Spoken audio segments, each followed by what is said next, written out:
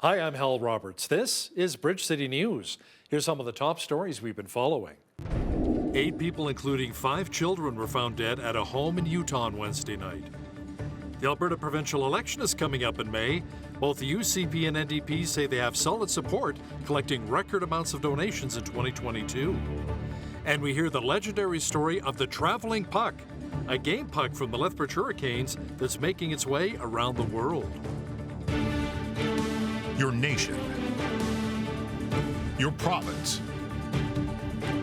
your southern Alberta. From the heart of Lethbridge, it's Bridge City News with Hal Roberts. Thanks so much for joining us. Hundreds of Sunwing Airlines passengers are joining forces and mulling over a class action lawsuit after being caught up in a wave of cancellations over the holidays. Cancellations which left many people stranded in tropical locations, unable to return home to Canada. A social media group has grown to 750 members, and organizers say they're trying to find a lawyer to take on their case. Many were allegedly left stranded in Cuba, Mexico, and the Dominican Republic over the holidays. Sunwing has since apologized and said its 43 rescue flights have now brought home anyone who was missed in a very tough travel season. A number of those who were finally able to return home to Canada say they were dropped off at airports, but not in their home provinces. Sunwing has also cancelled all flights from Saskatchewan until mid-February. The Canadian Taxpayers Federation is sounding the alarm on more government spending. This time it involves our Governor-General, Mary Simon. Franco Terrazzano is the federal director of the CTF, and he joins us now from Ottawa with more of the details. So Franco, does this have something to do with extravagant airline food? Oh, it sure does. On this trip, they're living high on the hog at the taxpayers' expense. The entire trip for the Governor General and her entourage, 1 week-long trip to the Middle East, cost taxpayers more than $1 million. During that trip, they spent nearly 6 figures, nearly $100,000 on fancy airplane food. Okay, listen to what they had.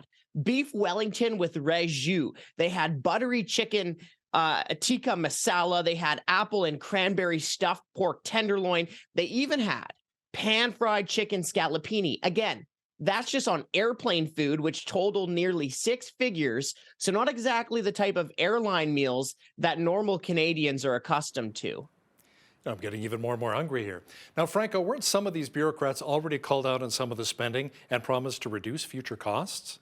Well, these bureaucrats are pinky promising taxpayers that they will reduce future trip costs. They're saying they're going to reduce meal options. They're going to limit snacks, limit meal options, even remove drink garnishes. Oh, the sacrifice. But Hal, that's too little too late. Here's 3 real reforms that we need to see happen. Number 1, Rideau Hall needs to be subject to the same transparency laws as every other government department. Their receipts also need to be posted online. Number 2, we need to see we need to see the spotlight shined on all of these international trips, not just from the Governor General. Because let's remember, someone in the Trudeau government billed taxpayers about $6,000 per night for a single hotel room. Remember when we had the United Nations Climate Conference in Glasgow, when Canada sent the largest delegation of any G7 nation? Well, here's the thing. Taxpayers are not unlimited pools of cash for politicians and bureaucrats to waste our money. So we need to put a spotlight on all these international trips. Thanks so much, Franco. That was Franco Terrazzano, federal director of the Canadian Taxpayers Federation, joining us from Ottawa. The UCP announced that they received a record number of donations in 2022. Party officials say tens of thousands of Albertans donated over $10.8 million. They say it was the best fourth quarter since 2019. Officials also say they're now the biggest provincial party in Canada with over 124,000 members. Earlier this week, the Alberta NDP also set fundraising records, hauling in $7.1 million in donations for 2022. That included more than $3.2 million in the fourth quarter alone. By the way, the next provincial election is set for May 29th of this year. Latest polls have the UCP and NDP virtually tied in popularity.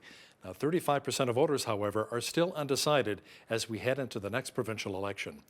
Bridge City News recently held a panel discussion hosted by Jeanette Rocher, looking at some of the biggest stories from 2022, along with some of the issues Albertans are facing this year.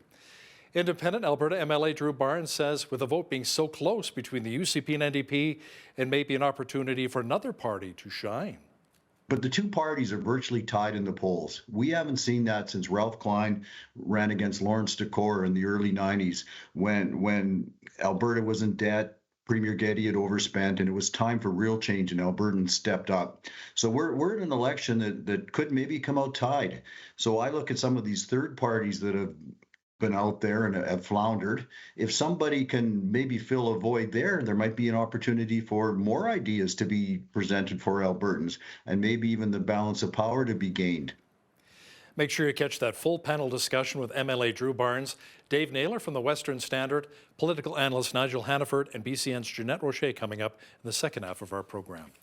The Alberta NDP say if they are elected this spring and form government, they'll put an immediate stop to the piloting of the new math curriculum and consult with teachers, students, parents, and Indigenous partners before proceeding.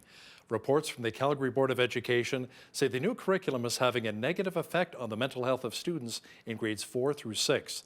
NDP education critic Sarah Hoffman says the curriculum has been broken the whole time.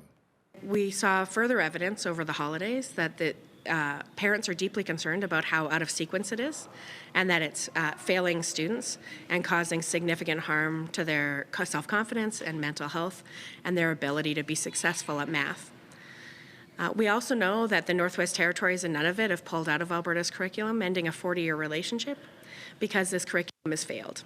It was written by a failed premier, an education minister who has failed children time and time again, yet she continues in her post and the curriculum continues to forge ahead, and it is failing Alberta students. The Alberta government says 4 cases of a contagious new subvariant of the Omicron strain of COVID-19 have been discovered in the province. Officials confirmed the details of the new Kraken variant on Wednesday.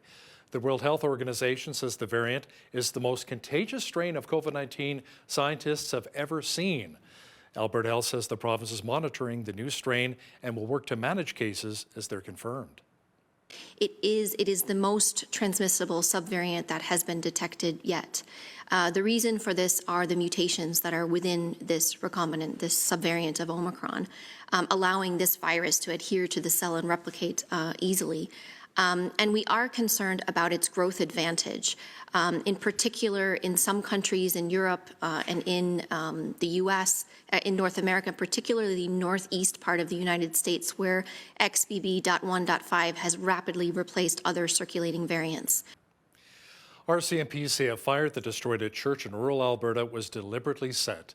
Hay Lakes Fire Department and RCMP in Camrose responded to a call of a structure fire on Highway 623 on New Year's Eve. First responders found St. Joseph's Lutheran Church completely engulfed in flames when they arrived. Despite their efforts, the church was destroyed. Police say an initial investigation by the fire examiner has determined it was not an accident. Pope Francis presided over a funeral service for the late Pope Benedict XVI. Pope Benedict retired in 2013 and passed away on Saturday at the age of 95. This week, the Catholic Church is bidding farewell to its 265th pontiff. The coffin of Pope Benedict was then carried out of the Basilica to St. Peter's Square, where thousands of people recited the Rosary aloud. Benedict's remains will go into a crypt where John Paul's tomb had rested. Pope Francis declared the Polish pontiff a saint back in 2014. A pastor here at a Lethbridge church is reacting to the death and funeral of Pope Benedict XVI today. Father Kevin Tumbach of All Saints Roman Catholic Parish believes the Pope's legacy will continue to unfold as time goes on. Father Tumbach says Pope Benedict left an extraordinary mark on the world. A lot of times with legacy, it's not until the person is, a few years past where we actually start to realize their importance and their value to us. So I think we're just beginning to see what he's left us and how that will continue to unfold. He had a constant message, and that was the importance of the Eucharist in the life of the people. It was the importance of being pastoral, to be loving, to be caring, to be compassionate of the people, to be of service to the people, to be good servant leaders. And for us as priests and clergy, I think that's very powerful. This man touched the hearts and souls of a lot of people. And, we're going to miss him. And, but the church carries on. Around 60,000 people attended the Pope's funeral Thursday in Vatican City. The Coaldale Town office will soon be in a new location. The office will be relocated to the second floor of the new Civic Square building. Officials with the town say the facility is part of a three-phase economic development project with the construction beginning back in July of 2021. The opening of this building just represents the completion of phase one.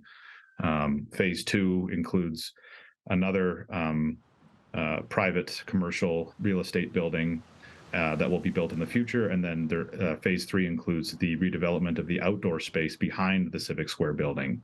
So it really is like a downtown redevelopment project, which makes it so significant for the community. This project has brought in millions of dollars of private investment into Coaldale's downtown core. And that's something that the town hasn't seen for decades. The building will also serve as the new council chambers and a new atrium that can seat over 200 people for community events and weddings. Coaldale's town office will officially operate out of the new space as of January the 30th. So why should we bother to save and celebrate old buildings in Lethbridge, even if they're historic? That was a question that was posed at SACPA session on Thursday in Lethbridge. Local historians in our city talked about why it's important to keep our history alive. There's often a conflict between do we save a building or do we tear it down and build a new building. And you know, when you look at the balance between social, economic, and environmental values, there's often a clash between those. But if you have a sensitive developer, someone who really loves a building, like Hunter Hagee, for example, he basically saved the Oliver building from demolition. That is a true example of how a really neat old building can be brought back to life. Yeah, and you can look at Fort Macleod just to see how preserving their main street has really benefited their economy with all the film shoots and everything that happened there. So there can be big economic benefits as well to heritage preservation. The City of Lethbridge has plans to implement a new heritage management plan. Local historians say it should help preserve the history of our historic areas, along with including our region's Indigenous heritage. Now here's something you don't hear about every day. A Lethbridge Hurricanes hockey puck has gone on a world tour. Its owner, Kathy Hong, calls the Little Black Biscuit the traveling puck. Video journalist Micah Quinn spoke with Hong about her trips with the puck over the years and her plans to bring it with her the next time she decides to go on a trip abroad.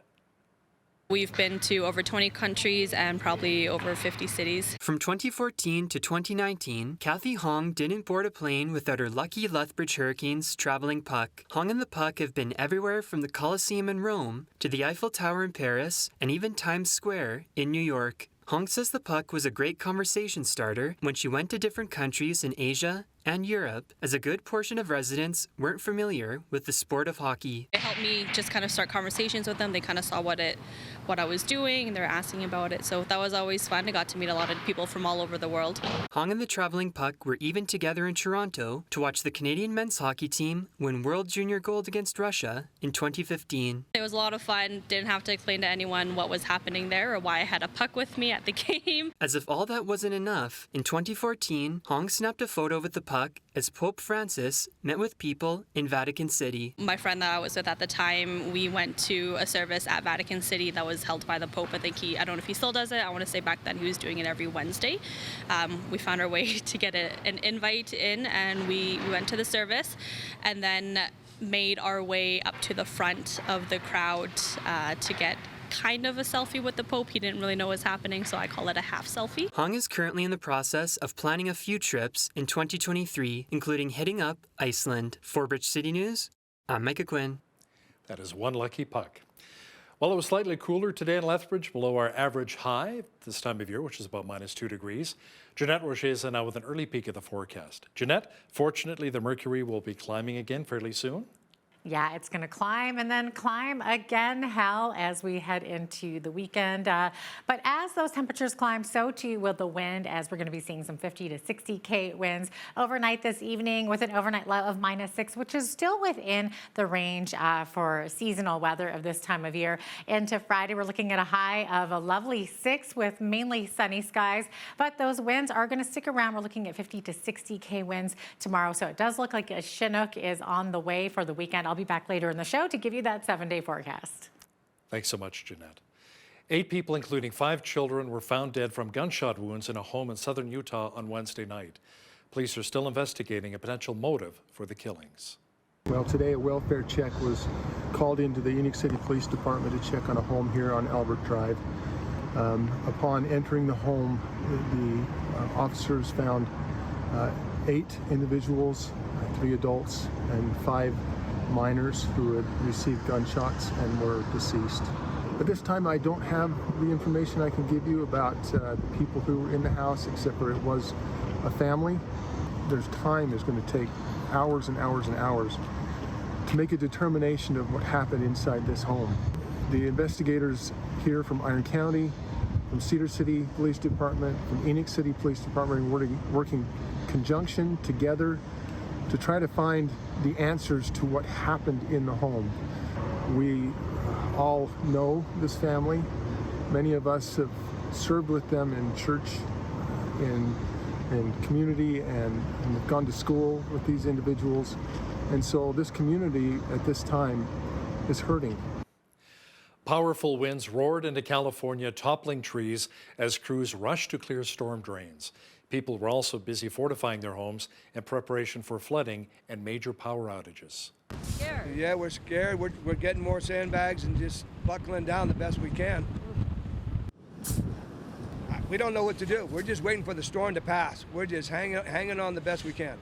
We see the rainfall. It's coming down hard, and it's not letting up anytime soon. We try to build a metal protection to prevent the waters go into the restaurant again, because otherwise all what we did, clean and make look nice, is gonna be again. So we try to prevent this happen again. Well, it has been quite the ride for Team Canada at the World Junior Hockey Championship. For fans and business owners, the tournament has been a resounding success. Many in Halifax and Moncton say watching these players has been a real treat, especially that Connor Bedard fellow. So I got, I've been really involved with hockey, so hockey's a big thing for me, and to be here with the World Juniors, especially with Team Canada playing, is excellent. So I'm all excited about them being successful. Absolutely. And Bernard, he's the next one. He's unbelievable. Everybody's talking about him, and well deserved. Well, the winning goal by far, like I said, I've been around hockey a long time. I've never seen anything like that. He took on 4 guys, digged them out, and then he digged the goalie out. You just don't see that.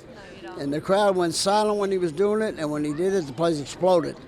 So it was great for the tournament and great for hockey. Well, it seems great. Like, the atmosphere down here in downtown Halifax is crazy. So after the game the other night in the overtime winner, we kind of went out a little bit afterwards, and it was pretty cool, the environment. So you guys just told me about how many games you've been to. Tell me about how many games you guys have been to. Every game. Every game. Every pre-tournament, and yeah. Every other game that's happened. Yeah. It's been busy. A lot of hours. We're here at 10:30, and then we leave at 11. 11:30, yeah. Team Canada has been in the Maritimes, and the Ukrainian men's national team has been here on their prairies in Western Canada preparing for the 2023 Winter World University Games scheduled to begin next week in Lake Placid, New York. Due to the war in their home country, it prevented the under-25 team from being able to train in Ukraine. I really like the level of playing in Canada of hockey. It's really great to play in these university levels now. It's great preparation for us. It was really hard after the war started. We got some preparation for our World Cup, like Alexandra said. 45 days in Europe. It was Hungary and Poland. It was hard to leave our families. Some of our guys got some weight on their soul that they are men living in their country during the war. So some guys didn't want to left to practice to play hockey, but we started to understand that we should help hockey level better for our country than go on the war. The Kremlin is calling for a ceasefire in Ukraine this weekend. Russian President Vladimir Putin has issued an order for his military to hold off on attacks for 36 hours to mark the Russian Orthodox Christmas holiday. Putin's orders does not appear to be conditional on a Ukrainian agreement to follow suit, and it is not clear if hostilities will actually cease. Ukrainian officials have dismissed previous Russian peace moves as playing for time to regroup their forces and prepare for more attacks. A Ukrainian commander has transformed an old Soviet-era sanatorium into a recovery center for servicemen. The war with Russia is now into its 11th month. Даний захід він допомагає військовослужбовцю хоча б на протязі тижня привести себе в порядок, хоча б виспатися в теплій кроваті, ліжці. Ось це перше. Помитися в нормальних умовах, випрати свою одежу. Це друге. Ось пройти медичне обстеження. Це саме головне, тому що у людини під час таких бойових стресів з'являються різноманітні хвороби. For months now, citizens in Iran have risen in protest against their very strict Islamic regime. Some are calling the protests a revolution. As we hear and see in this next report, the protests are revealing a profound change in the soul of Iran. That includes satellite TV helping to fuel one of the world's fastest growing churches. Thousands of Iranians have poured into the streets to protest the government's religious restrictions and harsh repression. Many women are refusing to wear their hijabs, the mandatory head coverings. Dr. Hormoz Shariat communicates with Iranians every day from his TV studio in Texas. What's happening in Iran is a result of 40-some years of Islamic rule. The Islamic rule has been by force, violence, fear. This is a suppressed anger, suppressed disgust. The whole nation is uniting together to get rid of this Islamic regime right now. Hormoz was born to a Muslim family in Iran but became a Christian while studying at a university in California. He later founded Iran Alive, a ministry with a 24/7 satellite channel aimed at Iran. You know, Iran is a closed country. Even internet is very much controlled. So we use satellite television to go over the heads of these mullahs into people's homes, in the privacy of their homes, talk about Jesus and his salvation and his love. As he broadcasts into Iran, Hormoz sees a dramatic change in the response to the Christian message. Yes, Iran has the fastest growing church in the world. And I'm not amazed because I can see it. It's happening. Millions of Iranians have rejected Islam after 40 years of experiencing Islam. So it's not an emotional overnight decision. They know what they're doing. They have rejected Islam. They're saying Islam is not our answer. Actually, Islam is the problem. How many Christians does Iran have right now? It's hard to know because they meet in secret as an underground church to avoid persecution. There are millions. Some people say 2, 3, 4 million Muslim background believers in Iran. Nobody knows, but some say even more. So what I've been saying in the past, that Iran is no longer an Islamic nation, and people were saying, what are you talking about? Now it's proven. And independent research by some university professors have proven that less than 1/3 said we believe in Islam in Iran today. New Christians meet in underground churches and lack trained pastors. That's where satellite television comes in. Satellite television for us is not the end, it's a starting point. So we share the gospel, yes. People coming to Christ, yes. But then we disciple them. We have underground house churches, we have online churches, we have training. So Iran Alive satellite programs offer Bible teaching, how to run a church service, and much more. And more converts are added every day. The suffering in Iran has opened the spiritual heaven in Iran. The more suffering in Iran, the more people of Iran are open.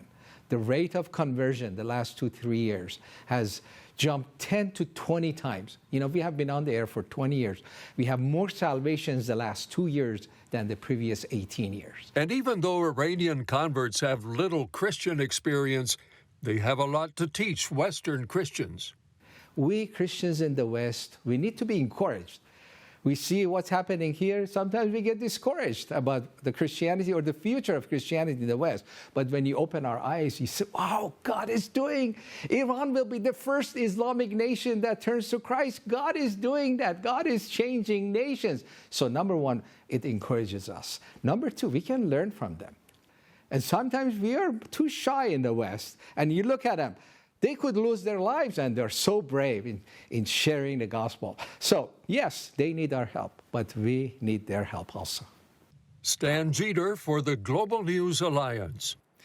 Well, the cooler temperatures we've been experiencing across much of southwestern Alberta will not be sticking around. A nice warming trend is on the way. A full look at the weather picture is on deck.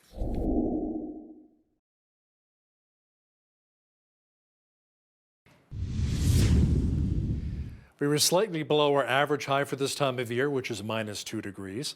Jeanette Rocher is in now with a full look at the weather forecast. Jeanette, it appears as though the Chinook winds may be paying us a visit again soon, bringing warmer temperatures.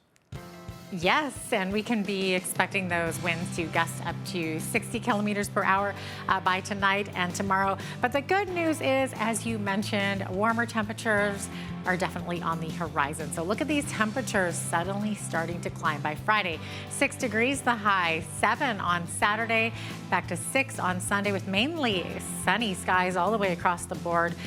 Sunshine as well expected on Monday with a high of 2 degrees, and then to 4 degrees for Tuesday and Wednesday with partly cloudy skies for both of those days. So we're going to be shooting well up above the average high for this time of year. So average low is -14, average high -2. We're going to be well above that with those plus temperatures thanks to that Chinook coming our way. High temperature on this day was 13 back in 2006. Must have been a Chinook day that day as well. -36 was the low back in 1996.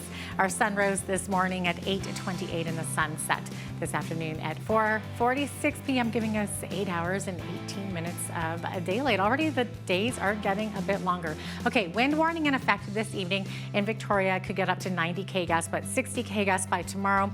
Looking at periods of rain, 11 degrees the high there, 8 degrees the high in Vancouver with chance of showers as well. Sunshine across the prairies though. Edmonton looking at a high of -4 and 3 degrees the high in Calgary, as they're also expecting that Chinook as well. -8 the high tomorrow in Saskatoon with a mix of sun and cloud.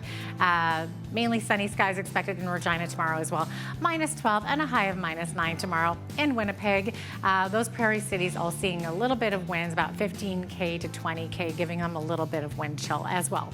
Okay, Toronto looking at flurries and showers. 4 degrees the high there. Ottawa could see flurries as well. 1 degree the high. Chance of freezing rain tomorrow in Montreal. 0 the high, mixed with flurries by the afternoon there. Into Fredericton looking at chance of flurries. -1 the high. 2 degrees the high in Halifax. Halifax looking at flurries mixed with some showers. Flurries also expected in Charlottetown tomorrow with 60% chance. 0 degrees the high there, and a chance of flurries as well tomorrow in St. John's with a high of -3. So there you have it. That is your forecast. Today's weather report is brought to you by Ridge Utilities, providing competitive rates for electricity, natural gas, and internet, while investing back in communities across southern Alberta. Triple M Modular Housing in Lethbridge has been purchased by ATCO Limited. Terms of the deal were not disclosed. Triple M is one of North America's top manufacturers of factory-built modular homes. ATCO company officials say the acquisition boosts ATCO's status as a global leader and innovator in modular construction. It also gives the company more of a diverse range of modular products, from residential to commercial to industrial. Established in 1981, Triple M employs more than 300 employees. As for ATCO, it has around 6,400 employees with assets totaling $23 billion. Well, it appears as though Sunwing Vacations isn't the only carrier whose reputation has been taking it on the chin. Southwest Airlines is trying to rebuild its reputation after it canceled 15,000 flights around Christmas that left holiday travelers stranded. The disruptions began with a winter storm and snowballed when Southwest's cruise scheduling technology failed. Southwest told customers whose flights were canceled or delayed over Christmas that they would get 25,000 frequent flyer points on top of refunds and reimbursements. Officials at Bed Bath & Beyond are warning that the company may not be able to survive as sales drop and it struggles to attract new shoppers. The New Jersey-based company says it is looking at restructuring its business in bankruptcy. Shares fell more than 19% following Thursday's announcement. The company's assessment came as its poor performance continued through the Christmas shopping season, with sales down by around a third from a year earlier. New research suggests more Canadians plan to look for a new job this year than last year. A survey by recruitment firm Robert Half found that 50% of respondents indicated they plan to seek new employment in the next 6 months. That is up from 28% a year ago and 31% from 6 months ago. The latest survey found that the main reasons why people are looking elsewhere included a higher salary, better benefits, and more advancement opportunities. Now, here's a look at today's markets. The TSX was down 81 points on the day to finish at 19,506. The Dow was down 339 points to 32,930. The S&P 500 was down 44 on the day to 3808, and the Nasdaq was down 153 to 10,305. West Texas Intermediate Oil was up 83 cents to 73.67 US per barrel. Natural gas was down 45 cents to 3.72 US.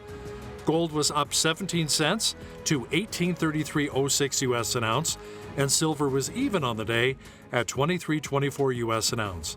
Feed wheat is at $12.11 per bushel, barley's at $9.65, canola's at $19.64, and corn is at $11.27 per bushel. Live cattle February contract was up 8 cents to $157.35.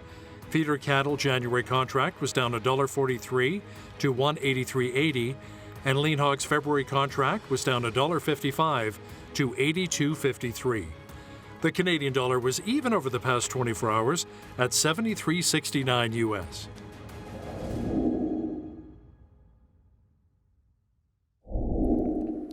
Recapping one of our top stories, the UCP announced that they received a record number of donations in 2022. Party officials say tens of thousands of Albertans donated over $10.8 million. They say it was the best fourth quarter since 2019. Officials also say they're now the largest provincial party in Canada with over 124,000 members. Earlier this week, the Alberta NDP also set fundraising records, hauling in $7.1 million in donations for 2022. That included more than $3.2 million in the fourth quarter alone. There were a lot of big stories that came out last year. Coming up, a panel discussion with independent Alberta MLA Drew Barnes, David Naylor, editor of the Western Standard, political analyst Nigel Hannaford, and BCN's Jeanette Rocher will all talk about what some of those big stories were. Listen, if you see news happening in your community, be sure to drop us an email at info@bridgecitynews.ca. We'd love to hear from you. Here's today's Bridge City News community calendar. The City of Lethbridge is holding an event called Community Conversations on January 18th at the NMAX Center beginning at 3 p.m. All Lethbridge residents are invited to attend this gathering to learn more about city projects and to give feedback on future initiatives. Plus, there will be free public skating, a big equipment exhibit, concession samples, and door prizes. It's a great opportunity to help build a strong and connected community and improve the city we call home. For more information, visit lethbridge.ca. The Interfaith Food Bank is looking for volunteers to help in administration, warehouse, and kitchen. The commitment is 3 to 4 hours, once or twice a week. Through your help, you'll be providing food security in our community and enjoy a sense of purpose by serving others. For details on volunteering, contact Bill at volunteer@interfaithfoodbank.ca or by calling 403-320-8779. And that's today's Bridge City News community calendar.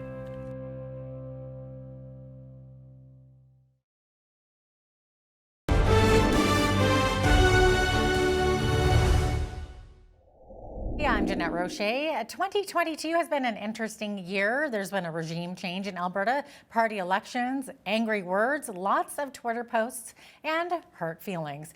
So to talk more about the news and politics of the year in Alberta, we've assembled a trifecta of learned and opinionated Albertans. Joining us today from the Western Standard is both editor Dave Naylor and political analyst Nigel Hannaford, who was Stephen Harper's former speechwriter. And we also have independent MLA Drew Barnes from Medicine Hat. Gentlemen, welcome to our panel. Great to have you all here today. Great to be here. Thanks for having us. Absolutely. Never been called before. Okay, so much has happened this year. It's hard to know where to start. So Dave Naylor, why don't we start with you? Can you give us your top news headlines from 2022? Well, if it was a Time magazine cover, I think, Jeanette, it would be Danielle Smith, Woman of the Year. This is a woman who in just a matter of weeks went from deciding to get back into politics and run as a local MLA to saying, hey, if the top job became open, I may take a run at it, to in fact, taking a run at it and winning and becoming Alberta Premier, all in the matter of a few months. So an astonishing rise to power. So she would get my vote for the newsmaker of 2022. Wow. Okay. So MLA Drew Barnes, what about you? What stood out most to you this year? Well, I would pick the convoys, the Freedom Convoy, Tamara Leach, and then the brave truckers, the people that stepped up and led such a strong, peaceful, and legal protest. Of course, right here in Alberta at home, Coots. I went down to Coots one afternoon, and what a family party atmosphere. Everywhere you went, it was, hey, come for a hot dog, come for a hot chocolate, here's a brownie. So to me, that was the instigator. Certainly, Dave has a point with Premier Smith, her incredible political comeback. But without the Freedom Convoy, without the people that stepped up to fight for our freedoms, and without Jason Kenney so badly not meeting expectations, she wouldn't have had that opportunity. Okay, yeah, we're definitely going to get into the Freedom Convoy and the Coots border blockade later on in the segment. But Nigel Hannaford, when you look back at 2022, what do you take away from this past year? Well, I think certainly, Jeanette, that both of those are worthy placements for best story of the year, most important event. You have to put them together also with the elevation of Pierre Poilievre to leader of the opposition. I think that there's a common theme here that people are restless, and they are expressing that through politicians who they perceive to be authentic, who are listening to them. And the significance of the convoy also is that people are ready to let the federal government know that they can't assume they can do whatever they like. So there's a mood in the country, and it's perhaps the mood that is the story.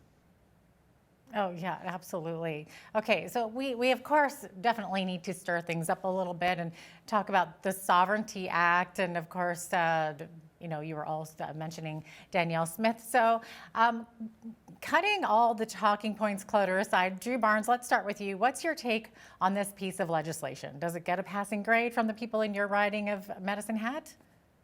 Oh, well, it would get a B or a C only. Cypress Medicine Hatters so much want to step up, fight for their freedom, demand economic freedom and personal freedom again from their governments, particularly Ottawa. The Sovereignty Act, though, two things. It's a bit misguided. To keep Ottawa in its jurisdiction, there's other ways to challenge them for that. Secondly, I think the Smith government missed a chance to amend the law to where it could be more transparent, more in the open of the legislature. Anytime they direct a provincial entity like a municipality or a bank like ATB, that should be in the full light of the legislature where everyone can see. Cypress Medicine Hatters realize that the only way that we're going to get more autonomy and more fairness from Ottawa is if we do the things that count. And those are our own police force, collect our own taxes, have our own pension plan, more control over our immigration. And we so want to stay in Canada, but we so want a fair deal for our families and communities. And that might mean an independence referendum someday. Okay, we do need to take a quick break, but we will get right back to this question as soon as we return. We'll talk more about Alberta's Sovereignty Act in a united Canada. We'll be right back.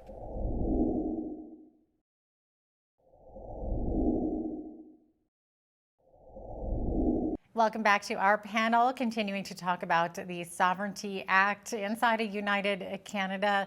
Dave Naylor from the Western Standard, you get your word in on this one here since we missed it before the break. So when you investigate the details of the Act, do you think that this will be useful to Albertans?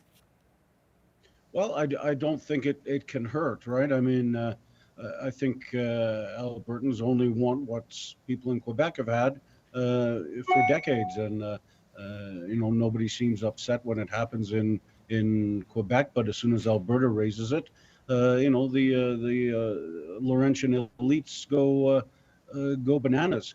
When I'm in my local pub, it's really not on number one on the list. But it's certainly going to be a very handy tool for Premier Smith to have in her toolbox. And when we had Jason Kenney, we were promised a fight with Ottawa, and we never got it. And Danielle Smith was elected saying she was going to fight. So at least we're starting to see a little bit of movement on that front, Jeanette. Nigel, when you look at all the media and political he said, she said going around, what's your take on the Sovereignty Act? Well, I'm all for it. I think that you have to have a reason and a mechanism to push back against Ottawa. She uses the phrase when Ottawa gets out of its lane, and it's a very useful lane. Anybody who's ever been sideswiped on the highway knows what that means. And there is a real sense that Ottawa is trying to command and control areas that are strongly provincial jurisdiction, most significantly with respect to the energy industry, but latterly we've heard federal ambitions to control even how much fertilizer the farmers put on their fields. These are things where the province needs to be the defender of the people of the province. And if it takes a Sovereignty Act to actually get everybody pointed in the same direction, so be it. Use the Constitution to demand the rights that the provinces were given in 1867. So it appears that the NDP are looking for any advantage and the opportunity to bring their socialist style of policies and politics to Alberta. So Dave, would this be something Albertans can afford? And what's your honest take on round two for Alberta with Rachel Notley as our premier? Well, it's a lot has to happen before that, Jeanette. I mean, the current polls have the UCP back out in front, but it is neck and neck. I think the next few months are going to be absolutely fascinating to watch, because I think you've really got two leaders that really don't like each other. And the NDP is already in election mode. They've got press releases coming out on a daily basis. They've got press releases coming out after every UCP release.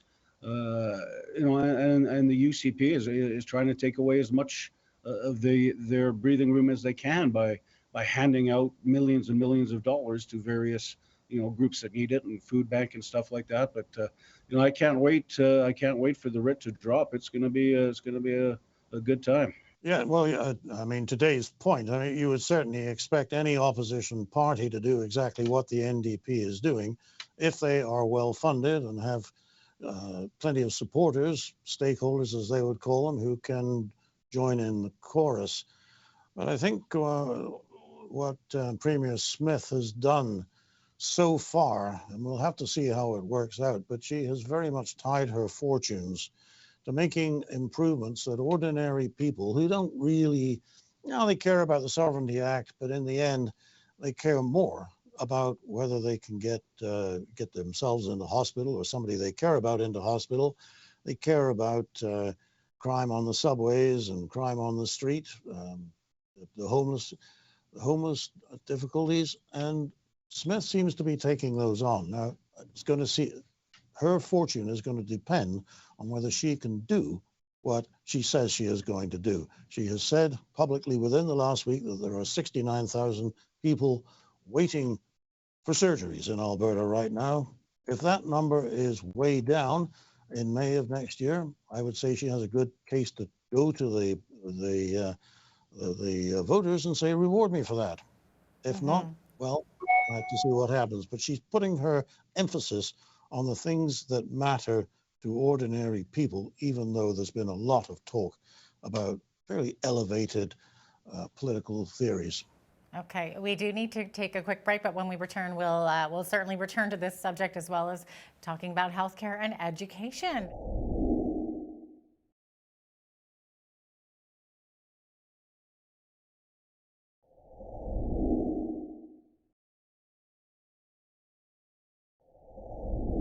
Welcome back to our panel here on Alberta Weekly. During the last segment, we got to hear from Drew from Dave rather, and from Nigel. We would like to have Drew Barnes weigh in now. Drew, have you obviously have an important view of the political landscape. So are Albertans winning or losing right now with how the UCP has been operating? And of course, we were talking a little bit about Rachel Notley versus Danielle in the upcoming election. Thank you. Yeah. Albertans are winning because there's choice out there, and Albertans are going to win even further. Dave Naylor's point about the competitiveness between Rachel Notley and Danielle Smith, I believe is true and is there. Do we read anything into the fact that Premier Smith didn't show up when it was time to unveil past Premier Notley's portrait? I mean, that's maybe an indicator. But the two parties are virtually tied in the polls. We haven't seen that since Ralph Klein ran against Lawrence Decore in the early 90s when Alberta was in debt, Premier Getty had overspent, and it was time for real change, and Albertans stepped up. So we're in an election that could maybe come out tied. So I look at some of these third parties that have been out there and have floundered. If somebody can maybe fill a void there might be an opportunity for more ideas to be presented for Albertans and maybe even the balance of power to be gained. When I talk to Cypress Medicine Hatters about Premier Smith so far, to be frank, they're a little disappointed. There's still a lot of positivity and hope that she'll meet her expectations in her promises, but they feel that she did water the Sovereignty Act down a bit. They feel that her backing away on the Human Rights Act protection for vaccination status, the fact that she abandoned that, is a cause for concern. And Jeanette, a lot of Cypress Medicine Hatters and Albertans are really hoping for tax cuts. They know that anytime the government puts this money out, it's just inflationary. And, of course, there's no free lunches. The government wrote all kinds of checks during COVID, and now interest rates have quadrupled, and we're paying the price for that. So here we have governments doing it again. Manitoba and Saskatchewan have already eliminated their 2% small business tax. What we should do in Alberta is raise our personal exemption so no Albertan starts paying tax to pass $25,000 income. We should get back to our 10% flat tax. We're blessed with $28 billion this year in oil and gas royalties. Let's put that money directly or as much as we can into Albertans' pockets. And I believe if Premier Smith would do that, like Ron DeSantis in Florida, she'd be rewarded by the voters. Okay, all right. So moving along here, education and healthcare, two massive expenditures for the province. Some want to spend and manage a larger workforce in these two sectors. So others feel that we can't keep doing the same things and expect different results. So they obviously want to see some change. So Nigel, what would your opinion be if Alberta instituted a voucher system for healthcare and education? This has obviously been a topic of discussion for years. I think that would be a huge step forward for a lot of people. One of the problems with, let's take healthcare before we take education. One of the problems with healthcare is that when you show up at a hospital, you are a cost because the hospitals are funded according to a per capita ratio. So if there's 1 million people, you get 1 million times what is the amount, and you've got to work with that. So when somebody comes to your door, they represent a cost, but not a revenue source. Give that same person a voucher, and they can go to this hospital or that hospital. You have a very different reception at the front door. That's put it very simply. That's kind of what a voucher system allows you to do. Dave Naylor, where are you on this issue? What would be the best case scenario on education, or maybe how Smith and the UCP can keep these two systems afloat? Well, I think Premier Smith has hitched her electoral wagon to the healthcare system, and that's what needs fixing. And, let's face it, it's not just Alberta. Healthcare is in a crisis across the country. The feds and the provinces just can't get together, it seems, on spending more money. So we've got to look at different ways of funding the healthcare system. We've got to get the waiting list down, as Nigel says. We've got to get, if I take somebody into the emergency room, I don't want to sit there for 16 hours till I'm treated. If Premier Smith can take some small steps in tackling that and maybe finding different ways to tackling that, then I think she's got a chance for re-election. If the healthcare system is the same mess as it is now come May, I think that may give Premier Notley Part 2 an in. Okay, we do need to take a quick break, but when we return, we will get to Drew on this. So give him the last word on this. So we'll be right back.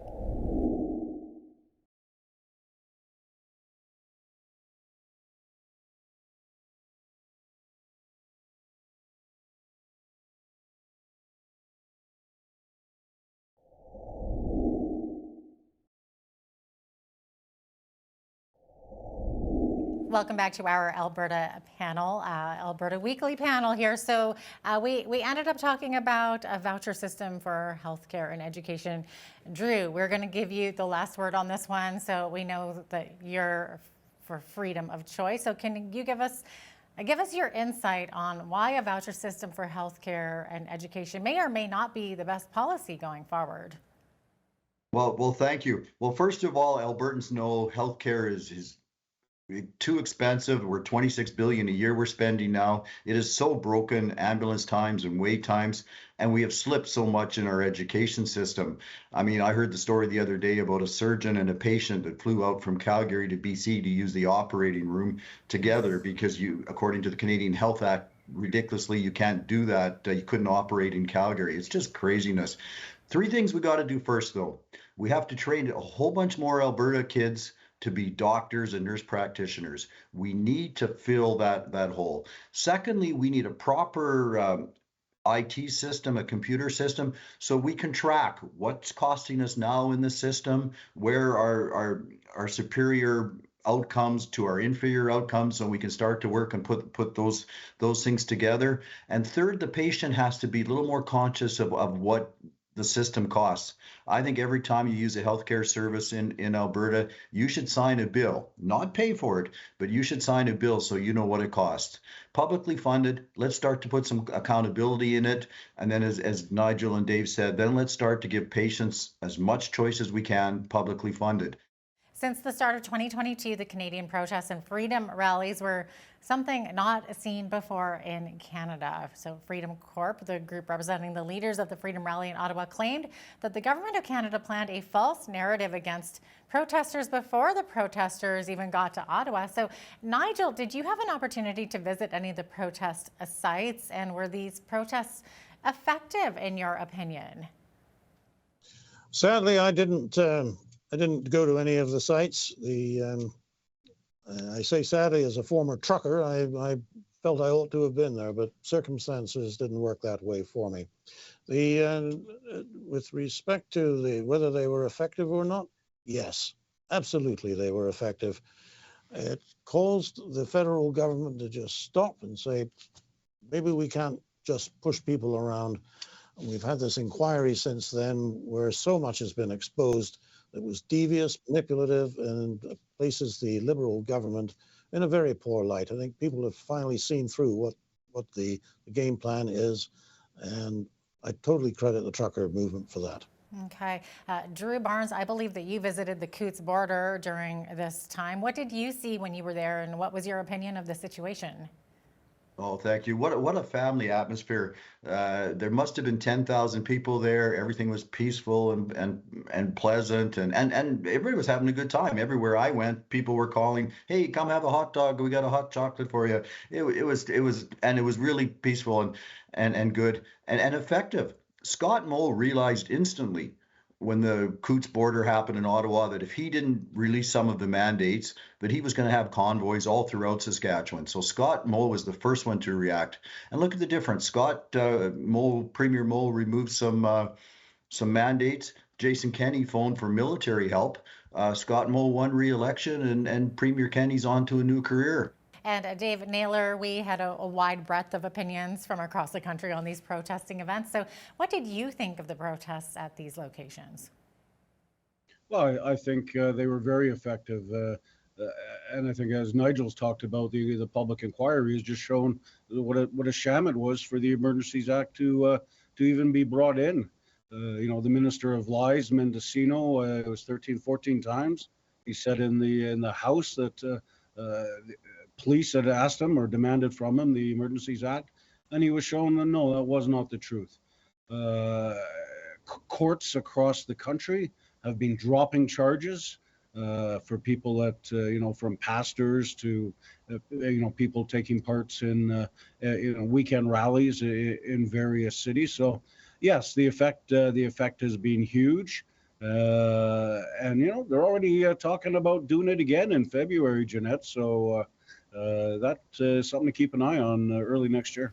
Wow, absolutely. And gentlemen, that's all the time we have for today. Unfortunately, we could go on and on, but we thank you for being here, for sharing your views and your expertise with our viewers, and we're sure that 2023 could be a battle like no other. What side will the people of Alberta choose? Well, that will be up to you, our viewers, to decide. The outcome of 2023 is up to you. For all of us here at Bridge City News and Alberta Weekly, I'm Jeanette Roche. Thanks so much for watching.